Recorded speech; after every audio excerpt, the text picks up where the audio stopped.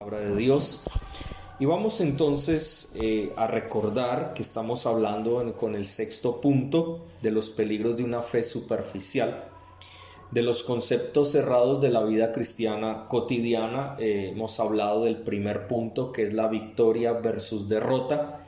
Ya sabemos que es falsa la premisa en cuanto a esa victoria de los grandes superhéroes de la fe cristiana. Eso no es correcto. Y por el otro lado también estábamos hablando acerca de la derrota o el fracaso, y hablábamos en medio de esto de la derrota y el fracaso, que obviamente tiene que ver con aquellas actitudes que tenemos cuando fracasamos o somos derrotados.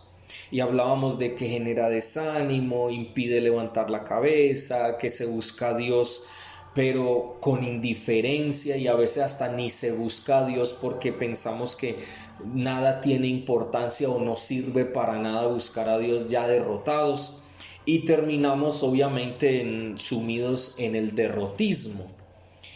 Veíamos en Marcos 8, 34, 37, que eso fue lo que terminamos el miércoles pasado, donde hablábamos precisamente sobre cuando Dios decía que el que quisiera salvar su vida la perdería, pero el que la pierda por causa de Cristo la salvará. Y veíamos lo que esto simbolizaba, lo que esto significaba para nuestras vidas. Y hemos hablado obviamente que cuando nosotros hablamos de una victoria es porque queremos librarnos a nosotros mismos, y lo hacemos de acuerdo a nuestra propia opinión, nuestro propio pensamiento, nuestra propia creencia, nuestra propia voluntad, podríamos decir nuestra propia fe, porque nosotros tenemos una fe imperfecta, pero tenemos una fe que utilizamos para creer en las personas, para creer en lo que nos rodea, etc. Pero que necesitamos la fe que viene de Dios y que viene por el oír la palabra de Dios, lo que Dios ha enseñado a través de la Biblia, a través de la palabra que Él dejó para nuestras vidas. Entonces, obviamente, siempre cuando usamos o abusamos de el querer salvarnos a nosotros mismos, terminamos derrotados, porque obviamente arruinamos con nuestra forma de ver las cosas, arruinamos lo que Dios nos ha dado. Y por eso, como el hombre es un ser pecador, es alguien que infortunadamente termina destruyéndose a sí mismo. Por otro lado, decíamos también en Lucas 9, 1 al 5, veíamos que Jesús enseñó cómo manejar el fracaso, y hablábamos primero siendo valientes, segundo siendo perseverantes, y tercero aferrándonos al Señor y su palabra en obediencia. Tres cosas cómo debemos enfrentar o manejar el fracaso en nuestras vidas, porque hemos dejado claro que el fracaso en nuestras vidas es inevitable.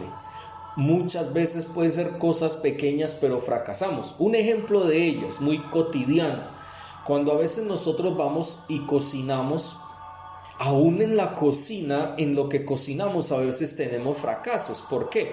Porque se nos pueden quemar las tajadas, o se nos pueden quemar la carne, o se nos puede quemar el arroz, o a veces queremos hacer con tanto amor las cosas y las cosas no se nos dan como queríamos, y terminamos sintiéndonos mal, derrotados, fracasados, porque el almuerzo, porque se nos quemaron las cosas en la cocina, y terminamos sintiéndonos mal y pidiendo perdón a nuestro esposo, a nuestra esposa, porque las cosas de la comida no se dieron, y entonces toca hacer algo ahí rapidito como para salir del paso.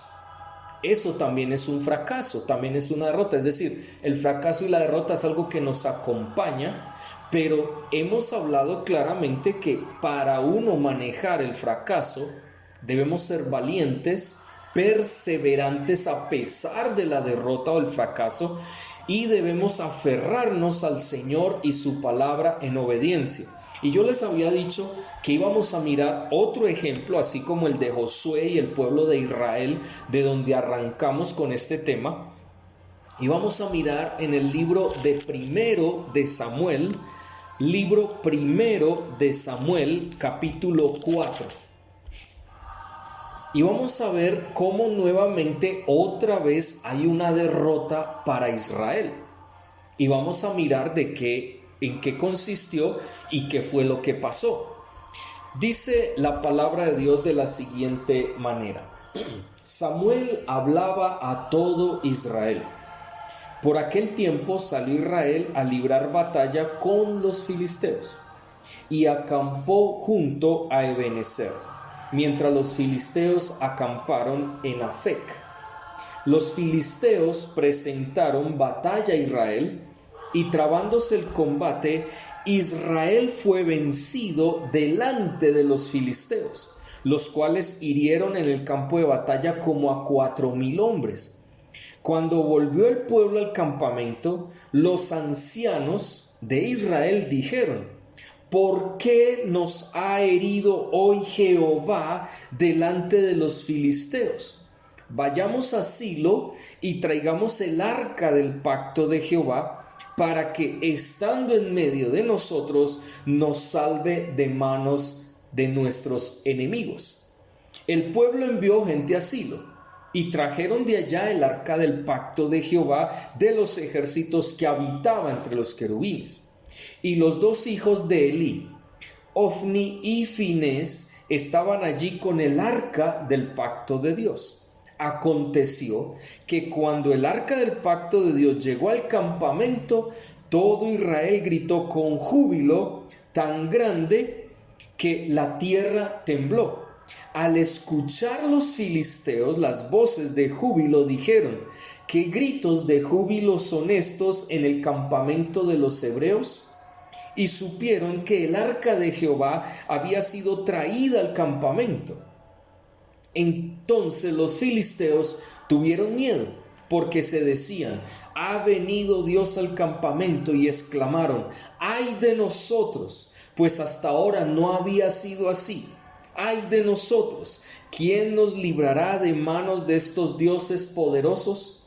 Estos son los dioses que hirieron a Egipto con toda clase de plagas en el desierto. Esforzaos, filisteos, y sed hombres, para que no sirváis a los hebreos como ellos os han servido a vosotros. Sed hombres y pelead. Pelearon pues los filisteos, e Israel fue vencido. Cada cual huyó a su tienda, y hubo muy grande mortandad, pues cayeron de Israel 30,000 hombres de a pie. El arca de Dios fue tomada, y murieron los 2 hijos de Elí, Ofni y Finés. Un hombre de Benjamín salió corriendo del campo de batalla, y llegó aquel mismo día a Silo, rotos sus vestidos y la cabeza cubierta de tierra. Cuando llegó, Elí estaba sentado en una silla vigilando junto al camino, porque su corazón temblaba a causa del arca de Dios. Vino pues aquel hombre a la ciudad, y al dar las noticias, toda la ciudad gritó. Cuando Elí oyó el estruendo de la gritería, preguntó: ¿por qué hay tanto alboroto? Aquel hombre vino deprisa y le dio las noticias a Elí.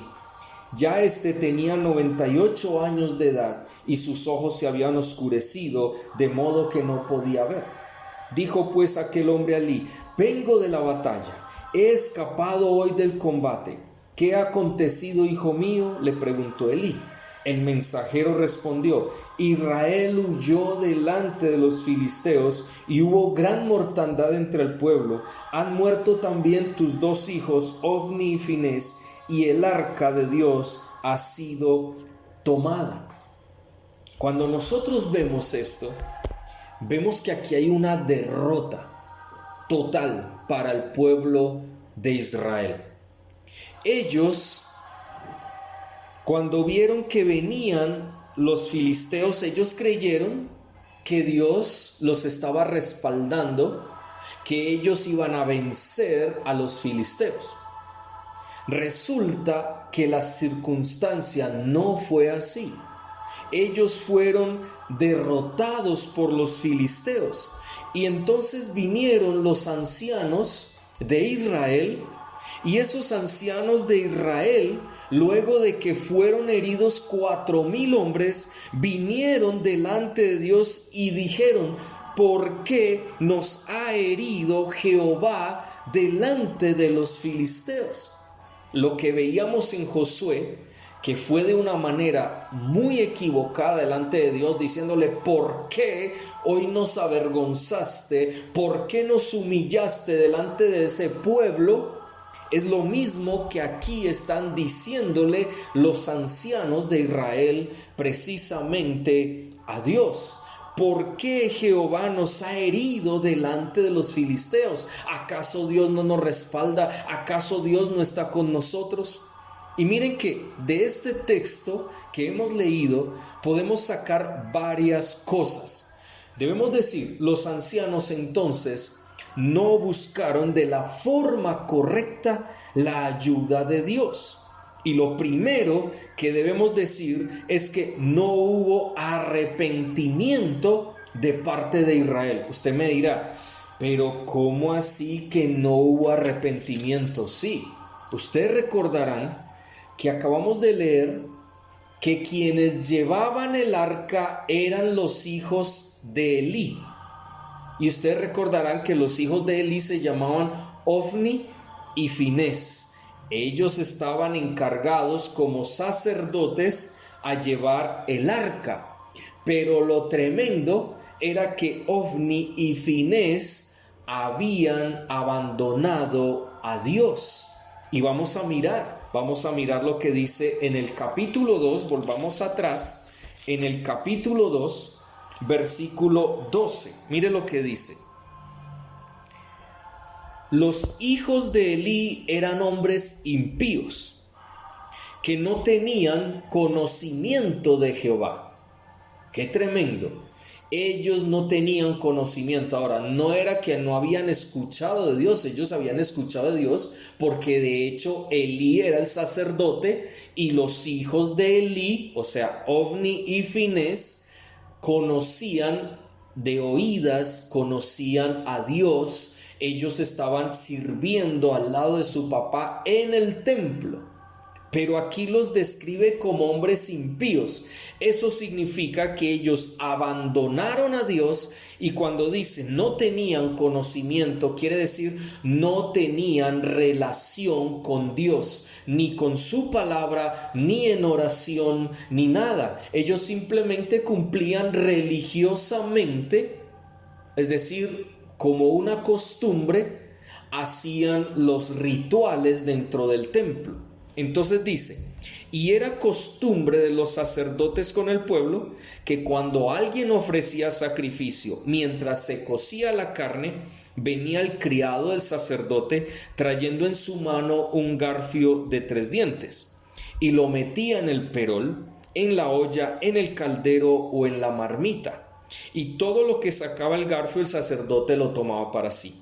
De esta manera hacían con todo israelita que venía a Silo. Asimismo, antes de quemar la grasa, venía el criado del sacerdote y decía al que sacrificaba: dame carne para asársela al sacerdote, porque no aceptará de ti carne cocida sino cruda. Y si el hombre le respondía: hay que quemar la grasa primero y después toma tanto como quieras, él decía: no, dámela ahora mismo, de otra manera la tomaré por la fuerza. Así pues, el pecado de estos ayudantes era muy grande ante Jehová, porque menospreciaban las ofrendas de Jehová. Entonces vemos que hasta ahí ellos son mostrados como hombres impíos que no tenían una relación con Dios. Es la primera cosa que vemos. Entonces es claro que habían abandonado a Dios. Miremos más adelante, versos 27 en adelante. Dice: vino un varón de Dios ante Elí y le dijo: así ha dicho Jehová, ¿no me manifesté yo claramente a la casa de tu padre cuando estaban en Egipto en la casa de Faraón? Lo escogí para que fuera mi sacerdote entre todas las tribus de Israel, para que ofreciera sobre mi altar, quemara incienso y llevara efod delante de mí. Yo concedí a la casa de tu padre todas las ofrendas de los hijos de Israel. ¿Por qué habéis pisoteado los sacrificios y las ofrendas que yo mandé a ofrecer en el tabernáculo? ¿Por qué has honrado a tus hijos más que a mí, haciéndolos engordar con lo principal de todas las ofrendas de mi pueblo Israel? Por eso Jehová, el Dios de Israel, dice: yo había prometido que tu casa y la casa de tu padre andarían siempre delante de mí. Pero ahora ha dicho Jehová: nunca haga yo tal cosa, porque yo honro a los que me honran, y los que me desprecian serán tenidos en poco. Vienen días en que cortaré tu brazo y el brazo de la casa de tu padre, de modo que no haya ancianos en tu casa. Verás tu casa humillada, mientras Dios colma de bienes a Israel, de manera que nunca habrá ancianos en tu casa. Aquel de los tuyos a quien yo no excluya del servicio de mi altar, será para que se consuman tus ojos y se llene tu alma de dolor. Y todos los nacidos en tu casa morirán en la plenitud de la edad. Te será por señal esto, que acontecerá a tus dos hijos, Ofni y Finés, ambos morirán el mismo día.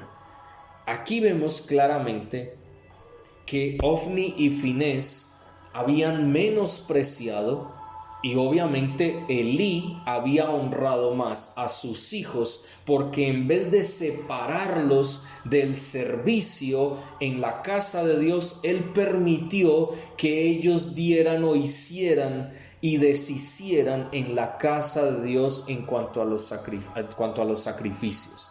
Y obviamente ellos estaban pecando contra Dios porque no estaban haciendo lo que Dios había ordenado, sino que estaban siendo impíos, actuaban con impiedad, habían abandonado a Dios. Entonces, volvemos al punto. Los ancianos, en vez de haberse arrepentido, volviendo ahí al capítulo 4, vemos claramente que su actitud fue equivocada delante de Dios. Su actitud también fue ir delante de Dios y reclamarle con dureza, con orgullo, con altivez, diciéndole: ¿por qué nos has herido hoy delante de los filisteos? No hubo arrepentimiento, y los ancianos debieron haberse arrepentido delante del Señor. Sabemos que se ha pecado delante de ti. Ten misericordia, pero ellos no lo hicieron. En segundo lugar, no actuaron con humildad en su búsqueda de Dios, como ya lo dejamos claro.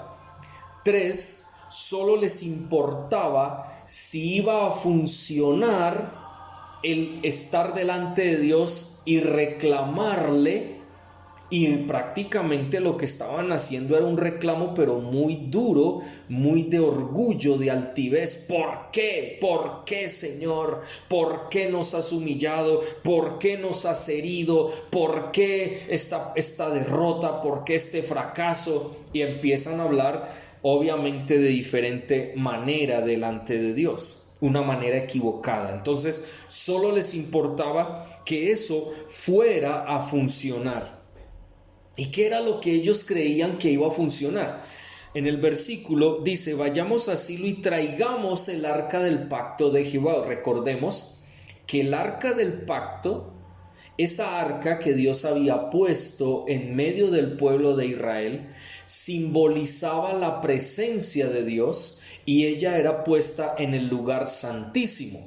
Pero también en ocasiones los sacerdotes debían cargar el arca, y en los que cargaban esa arca estaba Ofni y Finés. Estaban cargando el arca, y obviamente ellos mandaron traer el arca desde Silo, y obviamente ellos creían que la presencia del arca iba a hacer que Dios trabajara para ellos.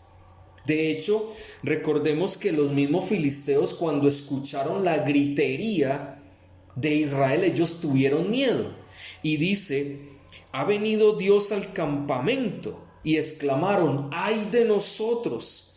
Estamos perdidos, porque ese Dios fue el que los libró de Egipto con plagas, y conocemos, ellos habían escuchado de ese Dios grande, poderoso, aunque ellos dijeron dioses, pero realmente era el único Dios verdadero el que había hecho eso.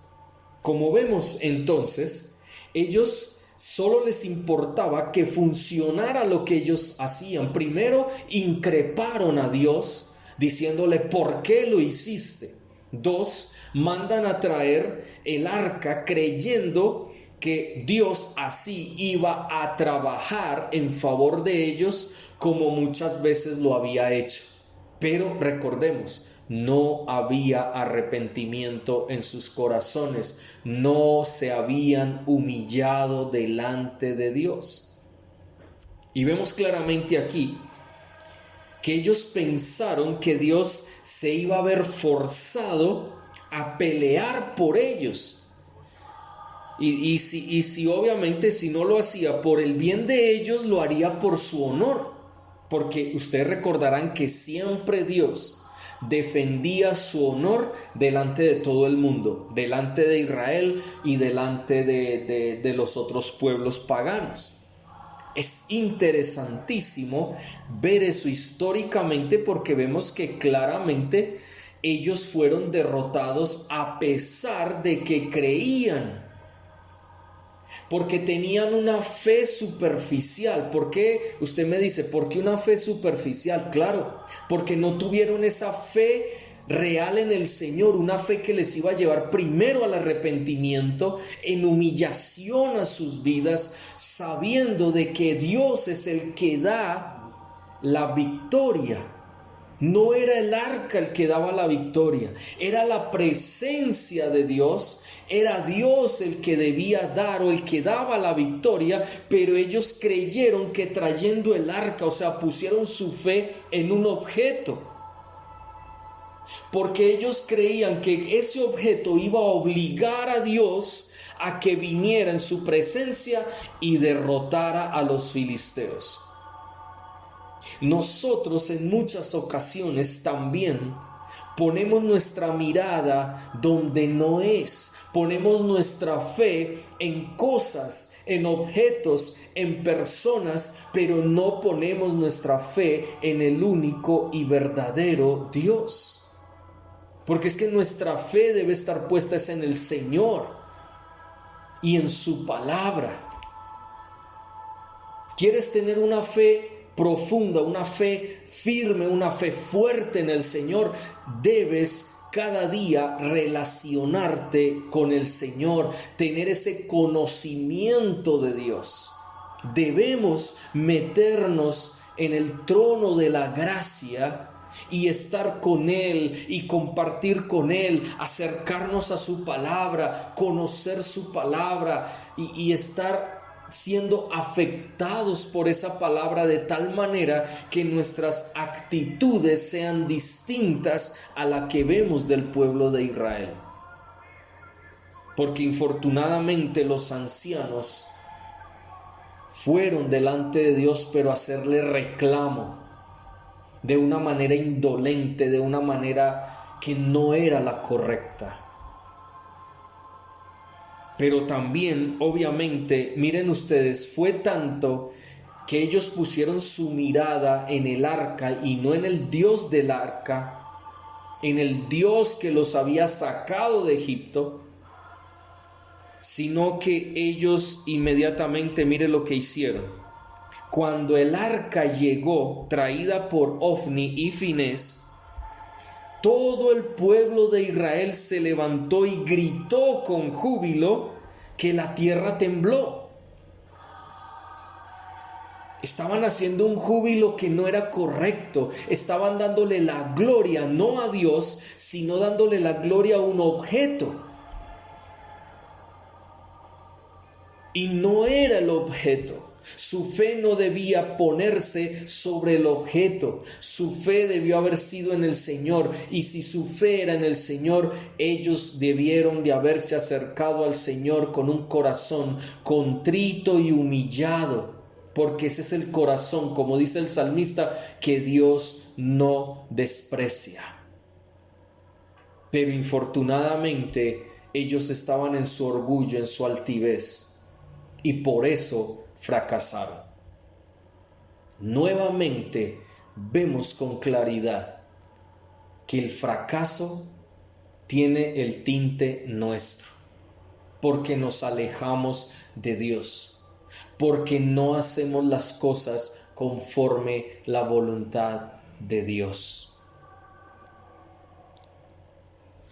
Y obviamente ellos empezaron a murmurar, acusando a Dios por ese fracaso.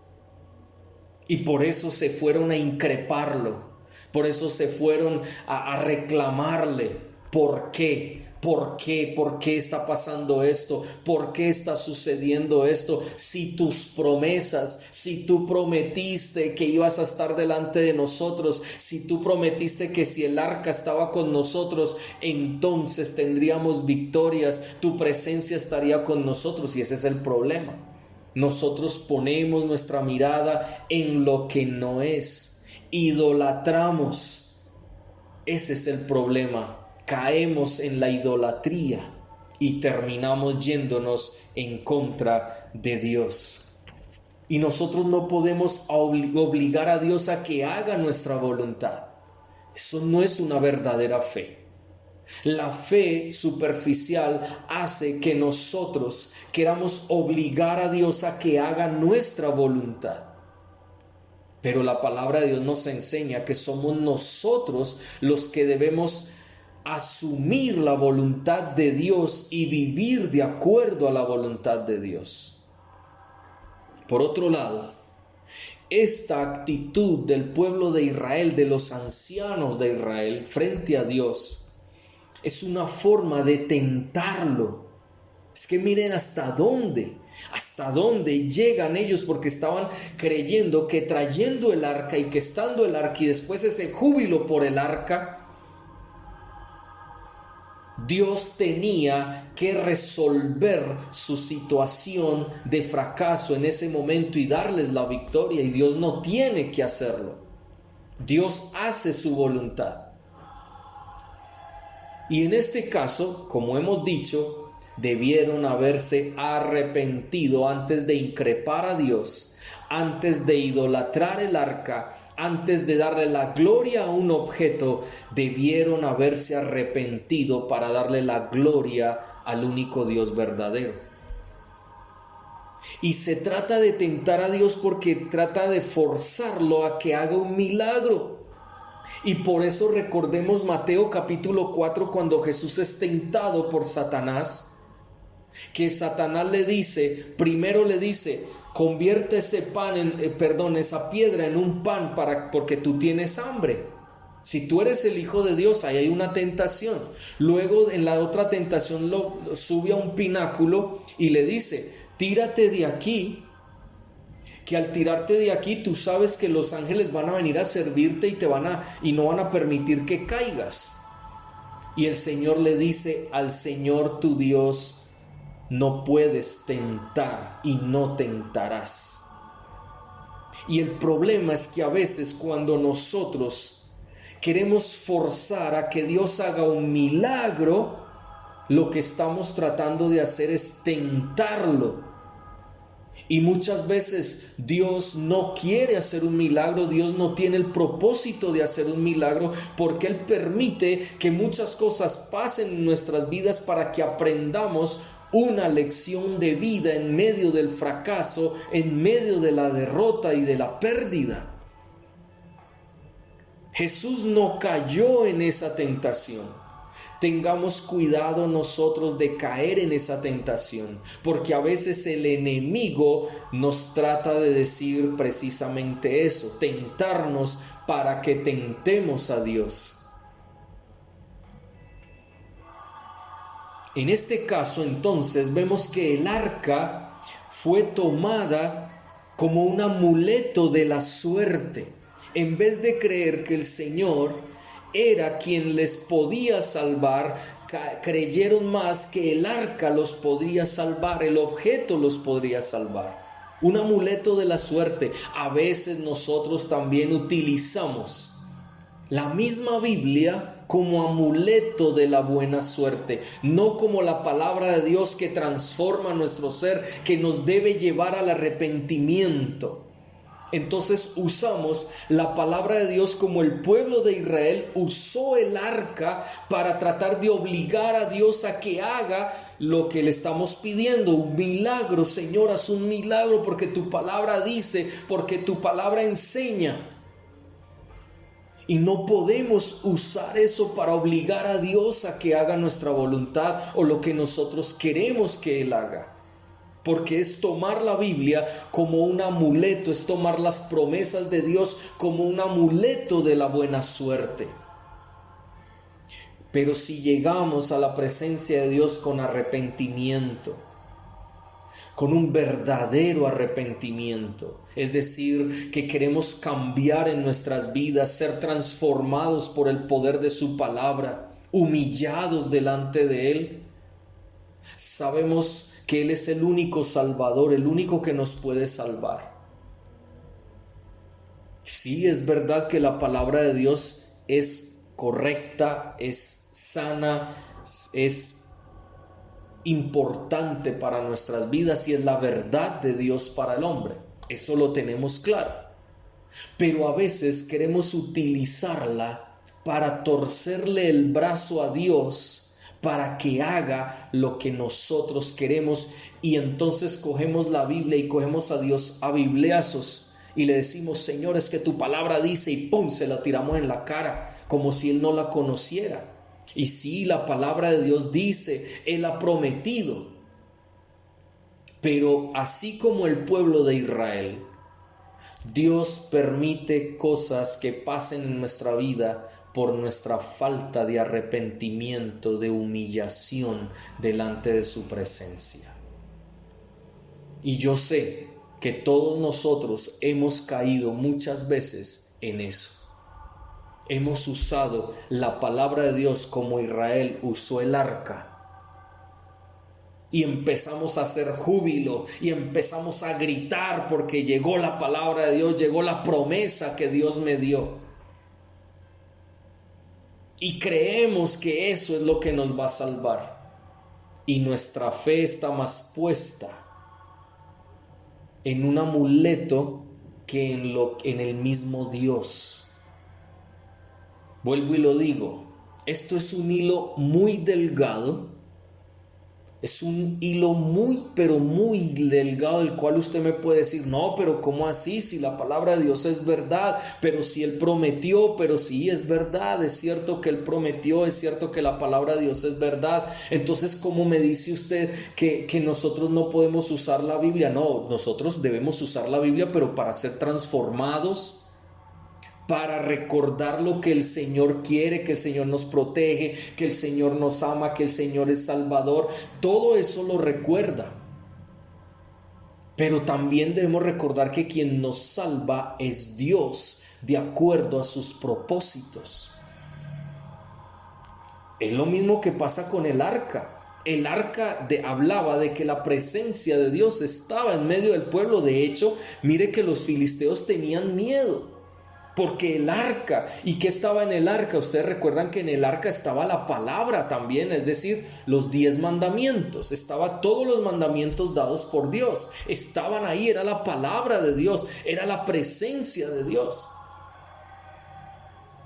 Entonces es claro que estando ahí el arca, los filisteos tenían miedo por el arca, pero miren que por causa del pecado de esos sacerdotes, hijos de Elí, que llevaban el arca sabiendo que estaban en pecado, Dios permite la derrota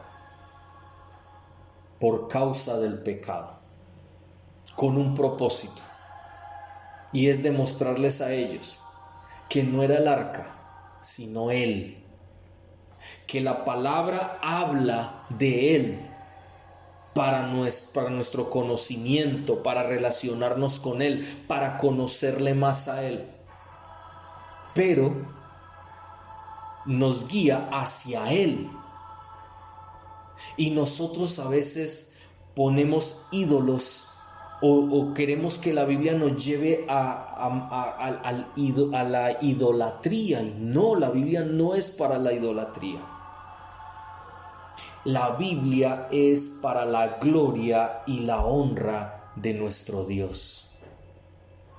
Por eso hoy en día vemos mucha gente fracasada en la vida cristiana, derrotada en la vida cristiana. ¿Por qué?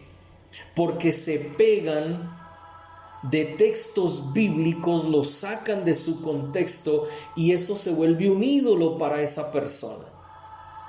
Y tratan de que se acomode a lo que ellos quieren, porque ese es el problema.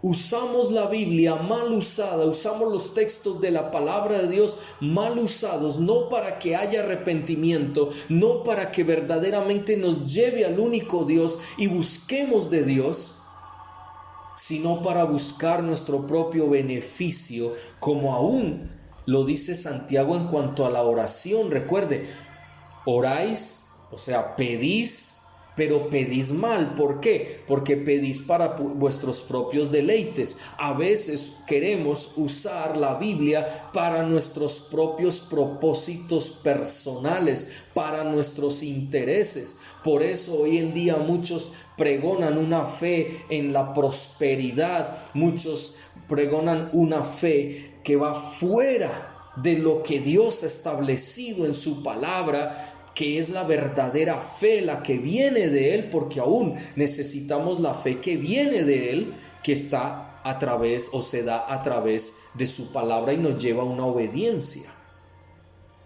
Entonces es claro que infortunadamente Israel lo hizo y nosotros hoy en día también estamos cayendo en ese problema, y eso habla de una fe superficial. Y es triste porque hablar de una fe superficial es tanto como casi hablar de la incredulidad. Porque si no tenemos una fe profunda, no vamos a tener fe en la verdad de Dios. Porque lo que da profundidad a la fe nuestra es la verdad de Dios. Pero una fe superficial se da cuando yo creo lo que yo quiero, lo que me conviene, lo que a mí me gusta, pero lo otro lo quito porque no me interesa. Y entonces malinterpreto la palabra de Dios para dar una enseñanza amañada a mi manera. Y lo que estamos haciendo es tentando a Dios, y hay que tener mucho cuidado con eso. Entonces aquí vemos en este texto que ellos olvidaron lo más importante. 1. Darle a Dios el trono de sus vidas. Recordemos, lo que Dios quiere es tener el trono de nuestra vida. Él quiere sentarse en ese trono que tenemos en nuestro corazón para que hagamos su voluntad, para que vivamos de acuerdo a lo que Él ha establecido para nuestras vidas y nos comportemos como verdaderos hijos de Dios. 2. Obviamente, si uno tiene, o si el pueblo de Dios le hubiera dado su corazón, el trono de su corazón a Él, harían su voluntad por la fe en Él, en lo que Él hace, en lo que Él es como persona. Y obviamente, si tú crees y tienes esa fe en quién es Él, eso inmediatamente, como consecuencia, vas a ver la obra de Dios que hace por ti y por mí como su pueblo que somos. Pero infortunadamente, tenemos que decirlo, también nosotros en muchas ocasiones hemos olvidado que lo que Dios quiere es el trono de nuestros corazones y que hagamos su voluntad por nuestra fe en Cristo Jesús. De lo contrario, no pasará nada y estaremos igual que los ancianos de Israel, ¿Por qué? ¿Por qué nos has herido, oh Jehová, delante de los filisteos?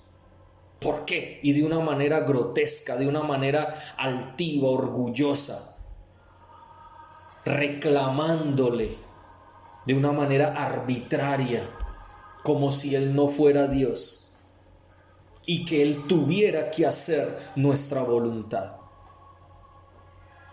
Es tremendo y delicado este ejemplo también que hemos visto en esta noche y que nos da la idea de que verdaderamente, así como el pueblo de Israel, nosotros también hemos caído muchas veces en esa circunstancia. Frente a una derrota, frente a un fracaso, frente a una pérdida, inmediatamente nos vamos contra Dios como si Él tuviera la culpa. Pero a la hora de la verdad, somos nosotros los que en nuestra vida, por nuestras decisiones, porque infortunadamente a veces actuamos sin arrepentimiento, porque recordemos, cuando hay un arrepentimiento verdadero, Dios obra. Y si no obrara, igual es Dios. Él es soberano, Él tiene propósitos. Y nosotros tampoco tendríamos por qué irnos contra Él increpándolo, reclamándole absurdamente, arbitrariamente. Porque esa no es la voluntad de Dios. Hemos venido hablando los viernes sobre la esencia de la oración. Y precisamente recordemos a Jesús en el huerto del Edén. Jesús no fue a Dios, al Padre, a increparlo, sino que Él se humilló, teniendo temor en su corazón, se humilló delante del Padre sin pecar. Y Él, por su temor reverente, por el respeto que le tenía al Padre, porque Él sabía que el Padre era su grandeza, su poder, su magnificencia, que tenía planes, que tenía propósitos con Jesús. Jesús simplemente le dice: Señor, estoy angustiado hasta la misma muerte, tengo temor delante de ti por todo lo que me va a suceder. Y claramente Él le decía al Señor: si es posible, pasa de mí esta copa. Sin embargo, ¿qué dijo? Pero no se haga mi voluntad sino la tuya. ¿Qué diferencia la oración de Jesús a la oración del pueblo de Israel? Una oración que increpa, una oración que va en contra de Dios mismo, de la santidad de Dios, de la bondad de Dios, de su misericordia. Por eso debemos tener cuidado cómo nosotros nos acercamos al Señor. Si creemos realmente, si tenemos la fe que viene de Dios, deberíamos humillarnos y decirle: Señor, sé que he fallado. Y sí, tú has prometido, tú dices en tu palabra, pero ¿cuál es tu propósito? ¿Qué quieres hacer con mi vida? ¿Hacia dónde me llevas? Ten misericordia de mí, oh Dios. No soy digno de estar en tu presencia. Soy el ser más insignificante y solamente por tu amor es que puedo estar contigo, puedo estar en tu presencia, porque de lo contrario ya hubiéramos sido consumidos por su santidad. Pero por ese gran amor que nos tuvo a través de Jesucristo, que dividió en su muerte en la cruz del Calvario, dividió el velo en dos, y ahora podemos entrar al trono de la gracia con libertad, con confianza de que Dios nos recibe. Entonces nuestra fe se va a profundizar mucho más. Pero mire que aquí vemos claramente una fe superficial, porque la fe superficial es aquella que busca su propia conveniencia y que quiere tratar de que Dios obre y Dios haga la voluntad de la persona que está delante de Dios. Por el contrario, el que se acerca a Dios, la fe profunda, la fe firme, la fe fuerte, esa fe que viene de Dios, por estar en la presencia de Dios, por conocer al Señor, es una fe que lo lleva a uno a decirle: Señor, aquí estoy, haz tu voluntad. Perdóname porque he fallado y ayúdame a seguir caminando a pesar de las circunstancias. Por eso mencionábamos esas 3 maneras en que Jesús le decía a sus discípulos que debían manejar el fracaso. Siendo valientes, porque se va a recibir rechazo, van a venir derrotas, va a venir fracaso, entonces hay que ser valiente. 2, no solamente ser valiente, sino perseverante. Porque a pesar de las circunstancias, dice la palabra de Dios, el que persevera hasta el fin, a pesar de los fracasos, a pesar de las circunstancias, será salvo. No porque se pierda la salvación, sino por el contrario, porque se va a recibir ese galardón por el cual nosotros luchamos cada día, que es nuestra esperanza en Cristo Jesús. Y 3, estar aferrados al Señor y obviamente a su palabra, pero no utilizando la palabra de Dios como un amuleto de la buena suerte, no utilizando la palabra de Dios mal utilizada, sino que siempre la palabra de Dios nos debe llevar a Cristo, nos debe llevar al arrepentimiento, nos debe llevar a la santidad, nos debe llevar cada día a conocer más y más de nuestro Señor. Vamos a orar en esta noche. Padre, te damos gracias en